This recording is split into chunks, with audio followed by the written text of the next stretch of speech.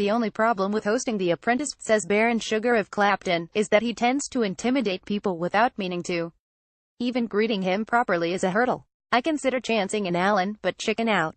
For the avoidance of doubt, it's Lord Sugar to you, me and anyone else who isn't a close friend or colleague. Is that how he introduces himself? He looks puzzled. Well, normally, because of the television program, I don't have to introduce myself. They know who I am. Fair enough. Sugar wasn't exactly a shrinking violet as the boss of Amstrad in the 80s and 90s, but, since 2005, The Apprentice has made him the country's most recognizable face of business. And what a face it is! With a forehead etched into a permanent frown, his 70-year-old mug could be an emoji for disgruntled. He says that the boardroom postmortems last up to 3 hours and are quite fun, but fun doesn't survive the editing suite. What you see is the rough, gruff businessman. It doesn't put bums on seats, making me look nice. Although in photographs Sugar smiles as if someone is pressing a gun into his back and hissing at him to act normal. I'm immune to disappointment, he tells The Guardian's photographer. He's surprisingly jovial company. He keeps glancing at his brand new Rolex, but I can't tell whether he's checking the time or just admiring it. He's amused by the idea that 13 years on The Apprentice might have made him warmer and more empathetic. No, I'm the same, he says with a grainy chuckle. I haven't changed at all. This series of The Apprentice is the last in a 3-year contract, but Sugar says he would happily sign another. As a billionaire whose fee goes to charity, he's not in it for the money but says he likes inspiring young entrepreneurs and building new businesses with the winners. These days, though, the show is more of a guilty pleasure for viewers. Ricky Gervais, among others, has blamed it for encouraging a culture of cruelty and ruthlessness, which Sugar disputes. I hope it sends a good message to youngsters. More than that, it is one of the few television shows you could legitimately accuse of making the world worse, having given us Katie Hopkins and, arguably, President Trump. She was very mouthy, he says of Hopkins, but after the show she became deliberately outrageous. She's a very bright lady. She's no fool. It's a shame she's turned her mind onto being this controversial person.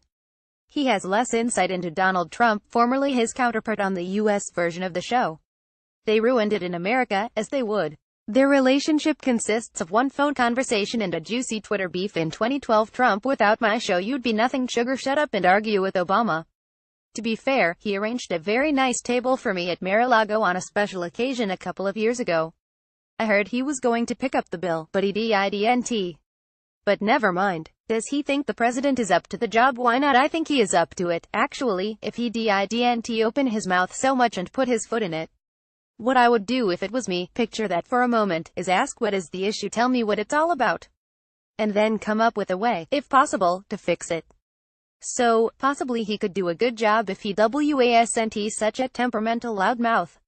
He looks amused. He thinks he's still on The Apprentice.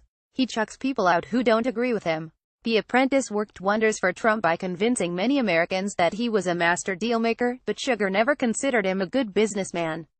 No, he's definitely not. But in America, anything can happen. If you owe the bank $2,000, they'll shut you down and make you sell your house. If you owe them $2 billion, they'll take you out to lunch. Does Sugar think he has the right personality for politics? Nah, I haven't got the patience. In the House of Lords he enjoys debating his areas of expertise, technology, telecommunications, apprenticeships, but avoids the rest. Frontline politics strikes him as an ordeal. Being prime minister is a thankless, hopeless task. People are always complaining about something. He still likes Gordon Brown, who made him the government's enterprise czar, and a life peer, in 2009. Sugar was a New Labour man through and admired Brown for staunching the wound of the banking crisis a decade ago. The poor fella took over from Blair and bang, the world collapsed. When historians look back, some of the moves he made were actually brilliant. He was unlucky. David Cameron offered Sugar the same job last year, but Theresa May took over before he could get started. She walked in and that was it. It just went. He slopes his hand in a nosediving gesture. He doesn't exactly look heartbroken. Cameron made the offer because Sugar had publicly left the Labour Party after 18 years. He thought they had chosen the wrong Miliband and tacked too far to the left, but he didn't want to quit before the 2015 election in case it hurt the party, so he waited. Is he a Tory now? No, absolutely not. I'm neutral. He's about to be officially designated a crossbench peer and, as a lord, he can't vote. Don't ask me who I would have voted for. When I ask him if there are any active politicians who impress him, a smaller frown forms inside the permanent one. He can't think of anyone, although he has changed his mind about Sadiq Khan, the mayor of London, whom he accused last year of single-handedly wrecking the Labour Party. To be fair, I wasn't very kind to him, but he seems to be doing a reasonably good job. Sugar weighs up the last election like it was a particularly disappointing apprentice task that both teams failed. He says the Tory campaign was absolutely terrible, contrasting footage of Corbyn's euphoric rallies with shots of May with about 10 people standing around in a market square. He wonders who could replace her. Not that clown, he says, pausing. Johnson. I mean, he is a clown, but he's got a bit of a mouth on him, and I suppose if he carries on lying like he did with Brexit he might swing people round. Labour's unforeseen resurgence has not improved his dismal opinion of Jeremy Corbyn. All they've done with Corbyn is they've taken him to Madeline, they've bought him a suit, they've cut his hair and they've cleaned him up a little bit. He looked like a real lefty hippie when he first came on the scene. So they've dressed him up, told him what to say, and he's become a proper politician now, in other words, a liar. Sugar has a thing about liars. In the first ever episode of The Apprentice he spelled out his bugbears: liars, cheats, bullshitters and schmoozers. Asked what gives business a bad name, he has a similar answer: cheating, lying, fraud, tax avoidance. Last year, he sued the Daily Mail for calling him a spiv and donated his £20,000 award for damages to Great Ormond Street Children's Hospital. My associate and friend Piers Morgan said, "Don't do it. Yeah, I'll wind them up. They'll go after you." And I said, "Well, sod 'em. If they keep writing lies about me, I will keep going to my lawyer and we'll keep whacking 'em, and Great Ormond Street will get another MRI scanner. They're bloody liars. Liars and absolutely vindictive." Associate and friend: I've never quite understood the relationship between Sugar and Morgan. During their frequent Twitter spats, they appear to feel genuine antipathy, but apparently not.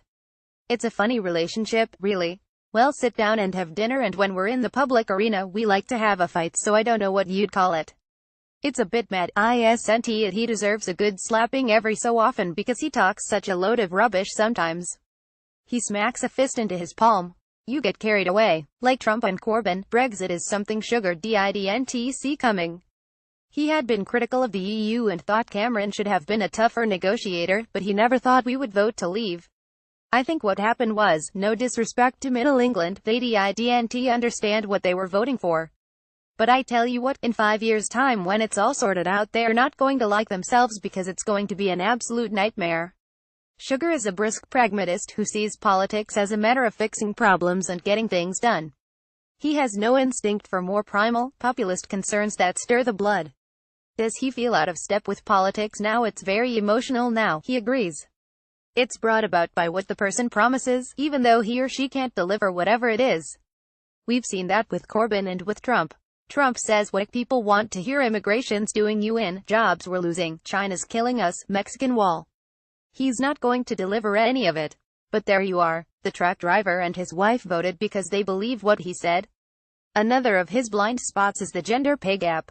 He sees the world through the prism of his own experience, starting out with £100 exactly 50 years ago and building an empire, and his staunch belief in meritocracy leaves no room for concepts such as systemic bias and structural inequality. In life, as in The Apprentice, good workers are rewarded and bad ones aren't. Can it be that simple? Yes, he insists. Look at the US. What's the name of that famous black lady? Oprah Winfrey. There's another lady, the one with the short hair. Ellen DeGeneres, offers one of the men in suits. Sugar looks unconvinced. Yeah, alright, her then. She must get paid a bloody fortune because she has a USP. That's what people pay for. We're not getting very far, and anyway, the Rolex says our time is up. Good show, he says cheerfully. Got enough, I tell him. He succeeded in not being intimidating and he chuckles again. I told you I'm an easygoing person. The Apprentice is on BBC One on Wednesday at 9 p.m.